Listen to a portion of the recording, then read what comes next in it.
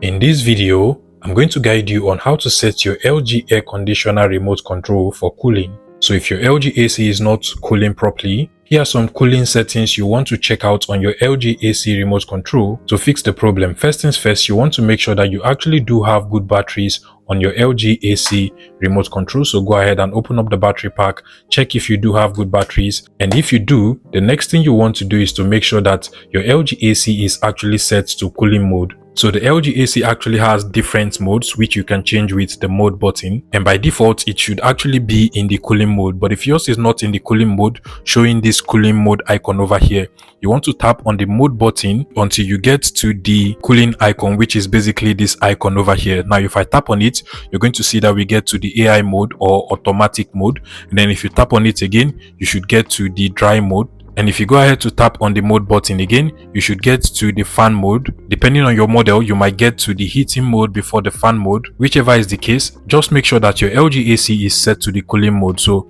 tap on the mode button again and make sure it is set to the cooling mode, showing this cooling mode icon at the top over here. Once your LG AC is set to cooling mode, another thing you want to do is to increase the fan speed from your LG AC remote control. The fan speed actually determines the flow of cold air into your space, and there are basically 5 levels of fan speed. Mine, as you can see, is currently filled. You can see that from the bar on the right hand side over here. But if you go ahead to tap on the fan speed button, you're going to see that we go back to the automatic mode. Then if you tap on it again, we get to the level 2 fan speed. And then if you tap on it again, we get to level 3. Tap on it, it gets to level 4. And if you just continue to tap on it up until it gets to the highest level, which is basically this one over here, then you can get the best cooling for your LG air conditioner. And then finally, another thing you want to do is to either increase or reduce the temperature depending on what you want. The down button is for reduction, and then the up button is to increase the temperature.